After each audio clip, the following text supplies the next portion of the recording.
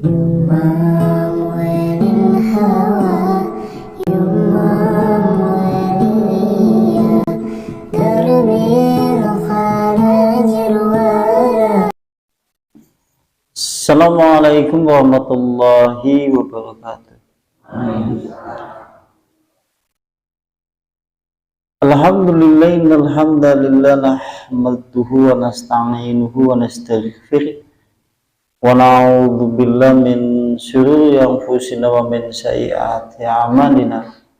May yahdihillahu fala mudilla lahu wa may yudlilhu fala hadiya lahu. Asyhadu an la ilaha illallah biwahdaniyya wa asyhadu anna Muhammadan abduhu wa rasuluhu la nabiyya wa rasulullah ba'da. Faqad qala Allah ta'ala fil kitabihil karim, ya ayyuhalladzina amanu taqullaha haqqa tuqatih wa la tamutunna illa wa antum muslimun. Ikhwan wa ikhwah fillah, jamaah kaum muslimin wal muslimat, mukminin wal mukminat yang semoga senantiasa dirahmati oleh Allah Subhanahu wa taala.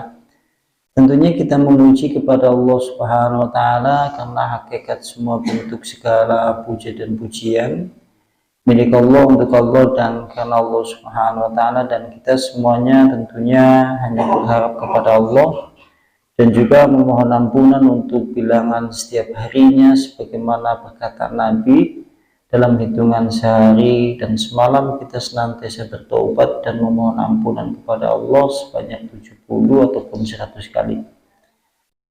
Dan juga yang kami hormati kepada beliau Ketua Takmir, kemudian Bapak Imam, dan juga pada Ustadz ataupun Ustadzah, Kiai ataupun Romo Kiai, atau kepada wabil umum seluruh jamaah baik yang hadir ataupun yang tidak hadir. Mugi-mugi kula lan panjenengan sedaya tansah pinaringan rahmat saking Allah Subhanahu wa taala, dan juga anginipun kula lan panjenengan sedaya ari kalane benjang kondur maring ngersanipun Allah tansah beto iman lan dados hamba-hamba Allah ingkang selamat ing dalam sisi kehidupan dunia ataupun selamat tatkala kemudian kita menjemput kematian, dan juga mendapatkan rahmat tatkala setelah meninggal, dan juga kita kelak akan dimasukkan oleh Allah ke dalam surganya Allah Subhanahu wa taala. Allahumma amin amin rabbal alamin. Dan insyaallah pada kesempatan malam hari ini membahas salah satu judul bab di salah satu kitab. Judulnya mungkin panjenengan mantan aneh, judulnya mantan aneh itu. Judul babnya adalah yaitu Zaujatu Iblis, istrinya iblis, bojone iblis. Judul babnya adalah istrinya iblis, kemudian setan kurus dan setan gemuk. Judulnya gitu ya. Jadi judulnya istrinya iblis, setan kurus kan di setan gemuk. Judul babe aneh judulnya ya. Mengawali pada pembicaraan di bab ini mengawali pada pembicaraan di bab ini. Kalau seandainya kemudian kita melihat makhluk Allah Subhanahu wa taala, yang pertama diantaranya iblis, terus anak setan, terus kemudian anak jin, terus kemudian anak manusia. Nah, kalau kita kemudian lihat di dalam pembahasan di dalam kitab, kalimat iblis itu diambil dari minal lughah, itu diambil dari bahasa. Kenek iblis dari bahasa Arab, maka diambil dari kalimat balasa yabalisu iblis. Karena kita tahu tatkala kita ingin mengucapkan sesuatu, maka kita terlebih dahulu harus mengetahui makna dibalik kalimat itu. Contohnya kalimat iblis, sampai kita kone iblis apa? Paling tidak kalau kita mengetahui dasar kalimatnya, kita jadi agak mengetahui siapa sebetulnya yang dimaksud dengan iblis. Nah iblis, kalau menurut bahasa seperti itu, bahasa ya belisu iblis, memiliki makna, maknanya adalah al-ibghadu minal khair, jauh dari rahmat Allah, jauh dari kebaikan. Berarti yang dimaksud dengan iblis adalah jauh dari kebaikan. Artinya seperti ini, jika ada manusia, jika ada hamba Allah Subhanahu wa Ta'ala, jika ada kemudian manusia yang memiliki tugas untuk beribadah tatkala Allah kemudian ciptakan di dalam kehidupan dunia, terus kemudian dia jauh dari kebaikan, berarti apa? Berarti apa berarti? Bisa saya ngomong ya? Kan tadi disebutkan yang namanya iblis adalah al-ibghadu minal khair, jauh dari kebaikan. Berarti katus mengatakan nek kula panjenengan sedoyo, sampean-sampean atau kita semuanya, jika kemudian kita berat melakukan kemudian kebaikan atau kemudian jauhnya dari kebaikan, berarti pada saat itulah kita sedang mengikuti langkah-langkah iblis. Karena iblis pada hakikatnya menurut bahasa jauh dari kebaikan. Misal contoh, sampean ngambil tanggane, yuk sampean melu ngaji nopo boten lah ngesuk iki. Atukan kebagusan. Enteni ngesuk nganti boten tepi. Itu seperti itu. Atau yang dimaksud dengan iblis menurut bahasa adalah ilyasu min rahmatillah, putus asa dari rahmat Allah Subhanahu wa Ta'ala. Terus jenengan tanglet, sing jenengane putus asa dari rahmat Allah siapa? Yang dimaksud putus asa dari rahmat Allah adalah apabila kemudian dia memiliki dosa. Hamba atau setiap makhluk yang diciptakan oleh Allah seperti manusia dan jin yang memiliki tugas untuk beribadah kepada Allah, dia memiliki dosa. Lantas tatkala kemudian dia menyadari dengan dosa-dosanya, tetapi kemudian dia kemudian tidak mau beribadah, dia tidak pernah memohon ampun kepada Allah, ki jenengane putus asa dari rahmat Allah. Dan kemudian putus asa dari rahmat Allah ini maksud dari penerjemahan kalimat iblis. Iblis kayak gue putus asa dari rahmat Allah, mengetahui dosa yang ia lakukan, tetapi kemudian dia seakan-akan tidak mau mohon ampun kepada Allah karena merasa tidak akan diampuni oleh Allah. Ki jenengane putus asa dari rahmat Allah. Ini menurut bahasa. Sedangkan kita nek dewek kan keturunannya Adam, sampai kita koni Adam artinya apa? Sampai kita koni yuk Adam artinya apa? Adam artinya apa, Pak? Ini kalau menurut perkataan Ibnu Abbas, Ibnu Abbas berkata, khalaqallahu ta'ala azza Adam alaihi salam min azamil ardi. Sungguhnya Allah Subhanahu wa Ta'ala menciptakan yaitu Nabi Adam dari yaitu wajah bumi.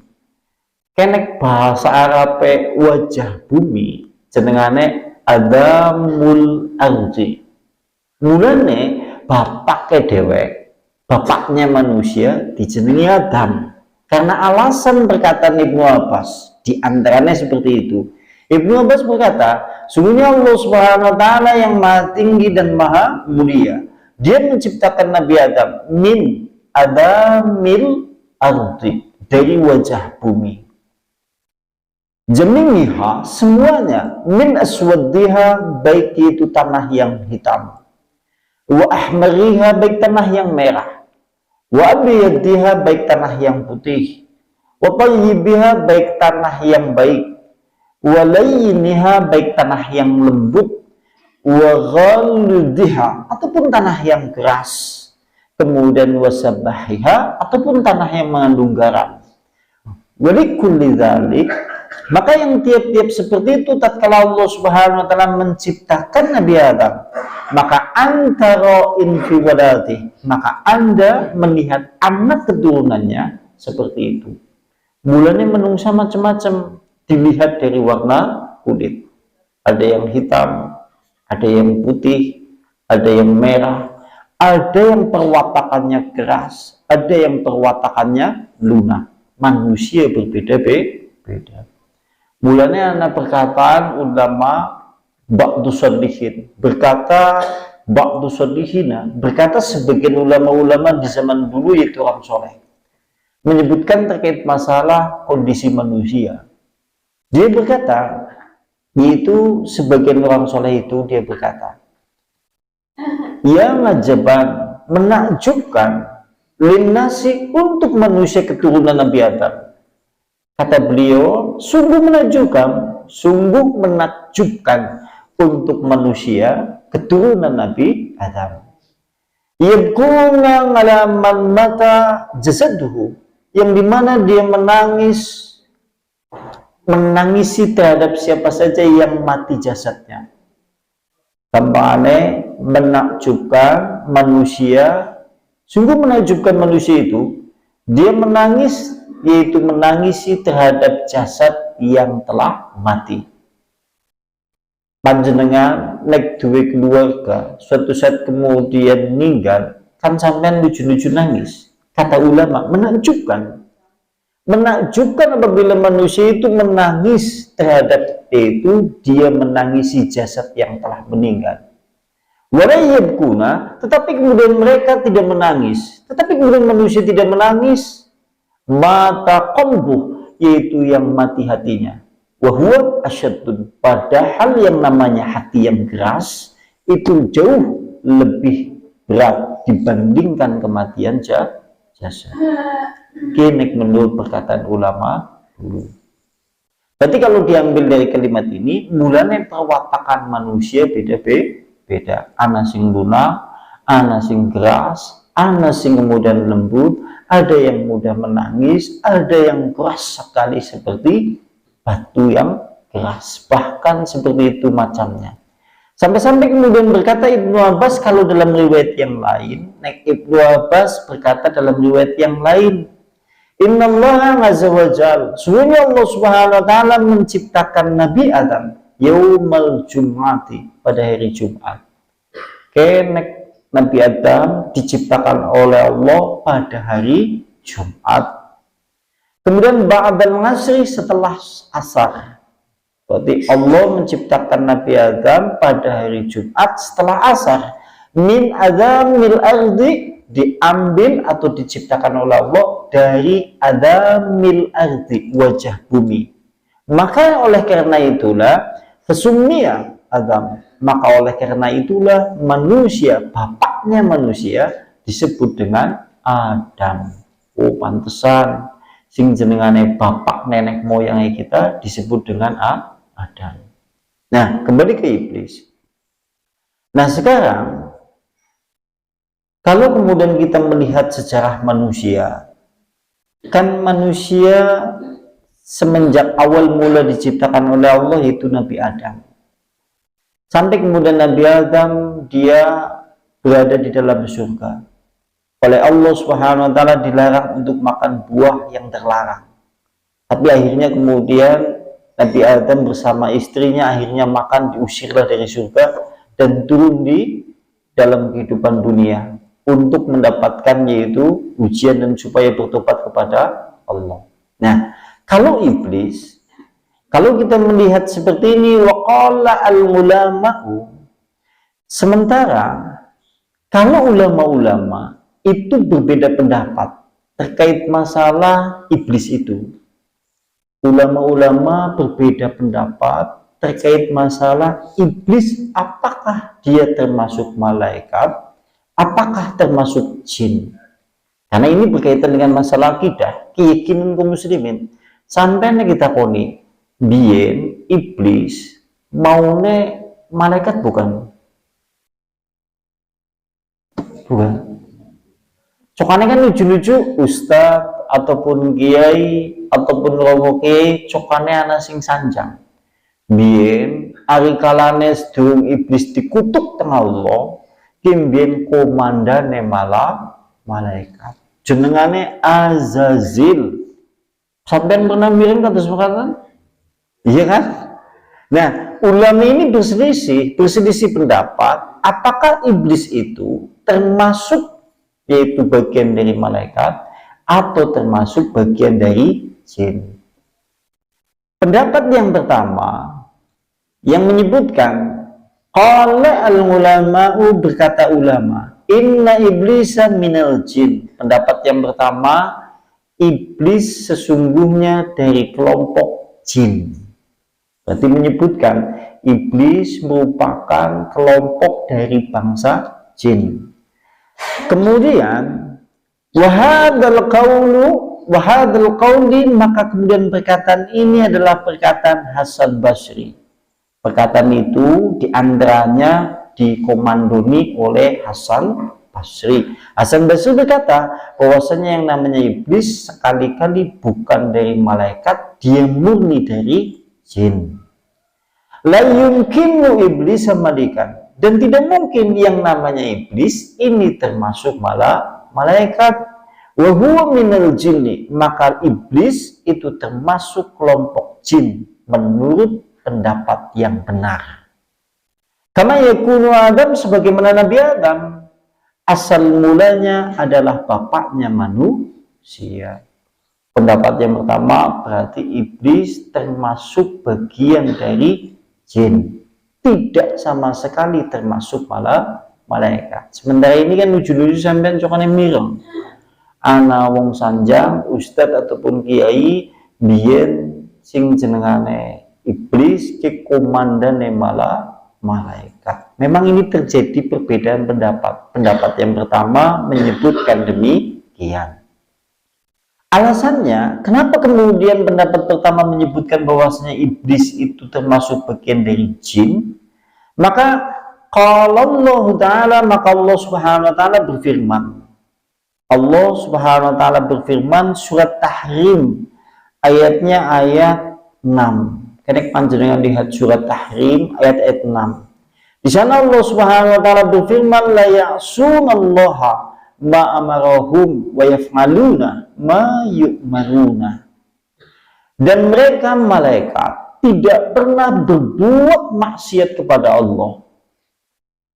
Mereka malaikat tidak pernah berbuat maksiat kepada Allah dan senantiasa melakukan terhadap apa saja yang diperintahkan kepada mereka oleh Allah, dan mereka senantiasa melakukan terhadap apa saja yang memang betul-betul Allah memerintahkan kepada mereka.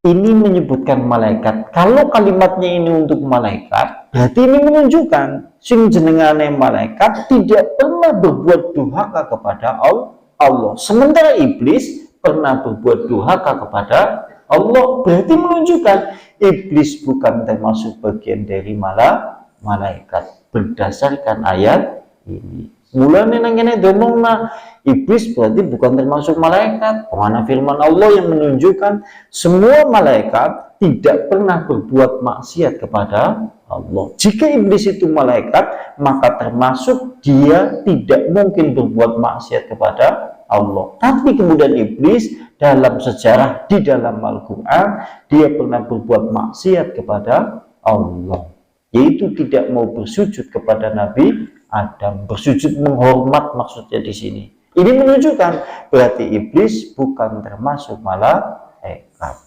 Pendapat pertama. Katanya bener kabeh. Konek sampean iki tidak pendapat sing kedua. Oh iya bener juga ya. Pendapatnya yang pertama yang benar. Kemudian dalil yang kedua. Dalil yang kedua, Allah Subhanahu wa taala berfirman dalam surat Al-Anbiya ayatnya 27. La yasbikunahu bil qawli wa hum bi amrihi ya'maluna. Dan mereka para malaikat tidak pernah mendahului perintah Allah. Artinya mereka para malaikat sama, tidak pernah mendahului perintah Allah. Maksudnya mereka melakukan sesuai apa yang diperintahkan oleh Allah. Wa hum bi amrihi ya'malun. Dan mereka para malaikat sungguh atas perintah Allah mereka mengamalkan atau mengerjakannya. Ini menunjukkan kalau malaikat semuanya taat tunduk atas perintah Allah. Jika kemudian iblis itu termasuk malaikat, tidak mungkin dia berbuat durhaka. Tapi kemudian dalam kenyataannya iblis berbuat durhaka. Ini pendapat yang pertama, menunjukkan bahwa iblis bukan termasuk malaikat. Yang kedua, perkataan yang kedua, inna iblisa minal malaikah. Pendapat yang kedua, iblis termasuk malaikat. Pendapat yang kedua bertolak belakang pendapat pertama ya. Kalau pendapat pertama seperti itu, pendapat kedua menyebutkan inna iblisa minal malaikah. Sungguhnya iblis termasuk malaikat. Dalilnya adalah firman Allah Subhanahu wa taala surat Al-Baqarah. Dalilnya firman Allah surat Al-Baqarah ayat 34. Panjenengan kalau lihat di dalam surat Al-Baqarah ayat 34, nanti di sana ketemu ayat ini. Di sana Allah Subhanahu wa taala berfirman, wa idh qulna lil malaikati isjudu li adama fasajadu illa iblisa aba wastakbara wa kana minal kafirin. Dan tatkala kami Allah berkata kepada malaikat, bersujudlah kalian semuanya kepada Allah. Mereka semuanya malaikat bersujud kecuali iblis. Wah, berarti ini pendapat yang kedua, menunjukkan bahwa seakan-akan malaikat, yaitu iblis termasuk malaikat berdasarkan ayat ini. Jangan perhatikan kalimatnya. Dan tatkala kami Allah berkata kepada malaikat, bersujudlah kalian semuanya para malaikat. Mereka semua malaikat bersujud kepada Adam, kecuali iblis. Anak MI Klopokoto semuanya berangkat, kecuali Ahmad. Ahmad termasuk murid bukan? Itu maksudnya. Semua malaikat bersujud kecuali ya, ketone bener kabeh kan? Iya, pendapat pertama ya benar, pendapat kedua ya ketone bener. Nah ayatnya kabeh mulane dadi perbedaan ulama. Gue yang ono jenengan perhatikan. Nek ana kalimat bocah MI Kelapa Gata kon mangkat kabeh dina Senin. Nah, ngesuk begitu dina Senin mangkat kabeh kecuali Yanti. Berarti Yanti murid itu. Logikanya seperti itu. Cuma kalau dalam bahasa Arab, kalimat ini dibantah sebetulnya. Supaya tidak panjang lebar pembicaraan ini, langsung aja kepada perkataan yaitu Wadakaro al-Shinkiti, berkata seorang ulama namanya Shinkiti. Dia kemudian mengambil dua pendapat itu kemudian menyimpulkan ma dzakarahu al-mufassiruna min jama'ati min ulama salaf, telah menyebutkan para ahli tafsir dari kebanyakan ulama-ulama salaf. Ulama salaf berarti ulama dulu, ulama generasi awal. Kita tahu kalau kemudian kita menyebut salaf, berarti sing dimaksud adalah sahabat Nabi, murid sahabat Nabi, murid mening sahabatnya Nabi, jenengane salafu soleh. Atau dalam kata yang lain, mereka generasi sahabat, muridnya dijenengi tabi'in, muridnya mening dijenengi tabi'ut tabi'in. Oleh Rasulullah mereka ini disebut dengan 3 generasi terbaik. Kalimat yang lain mereka disebut dengan salafu soleh.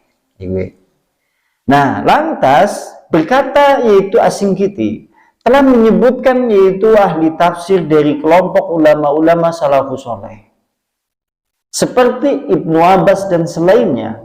Sesungguhnya syaitan atau iblis kana fisabik minal malaika, sesungguhnya iblis itu termasuk dahulunya malaikat. Wa auliyail jannah, bahkan dia adalah penduduk surga yang paling kekasih penduduk surga. Waringayatu umur dunia, bahkan iblis itu merupakan penjaga urusan-urusan dunia. Maka yang seperti ini semuanya berdasarkan cerita Israiliyat. Jadi sing jenengane sing iblis merupakan komandan malaikat, iblis merupakan penjaga urusan masalah dunia. Ini semuanya bersumber dari cerita Israiliyat. Cerita Israiliyat adalah cerita yang bersumber dari kaum Bani Israel. Kaum Bani Israel adalah masyarakat dulu sebelum adanya Islam yang diwarisi kitab Taurat dan Injil. Mereka disebut dengan orang Yahudi Nasrani di zaman dulu sebelum diutusnya Nabi. Kalau mereka bercerita, jenengane cerita Israiliyat. Nah, bagaimana hukumnya? Tatkala kemudian kita melihat cerita Israiliyat, maka kalau kita suatu saat mendengar cerita seperti itu, boleh percaya, boleh tidak dalam hukum Islam. Nah, adapun iblis dulunya bernama Azazil atau yang bernama Haris, semuanya ini bersumber dari kisah Israiliyat. Sehingga pendapat yang paling benar terkait masalah ini adalah yang pertama. Berarti iblis termasuk bagian dari bangsa jin. Sebagaimana Allah Subhanahu wa taala berfirman langsung menyebutkan yang demikian. Sebagaimana Allah langsung menyebutkan spesifik kalau iblis itu dari jin. Yaitu suratnya surat Al-Kahfi ayatnya 50. Jangan lihat nanti. Di sana Allah Subhanahu wa taala berfirman, "Wa idh qulna lil malaikati isjudu li adama fasajadu illa iblisa kana minal jin wa fassaqa ngan amrihi rabbih." Tatkala kami Allah berkata kepada para malaikat, bersujudlah kalian semuanya kepada Nabi Adam, mereka lantas kemudian bersujud kecuali iblis, karena minal jin, dan iblis itu termasuk dari jin. Kene nang surat kemudian Al-Kahfi langsung diomongna. Berarti iblis termasuk bagian dari bangsa jin. Adapun cerita, karena ini terkait masalah akidah, cerita terkait masalah dulunya iblis itu bernama Azazil, komandannya malaikat, semuanya ini bersumber dari cerita Israiliyat. Cerita sing ulih dipercaya, ulih tidak. Itu seperti itu.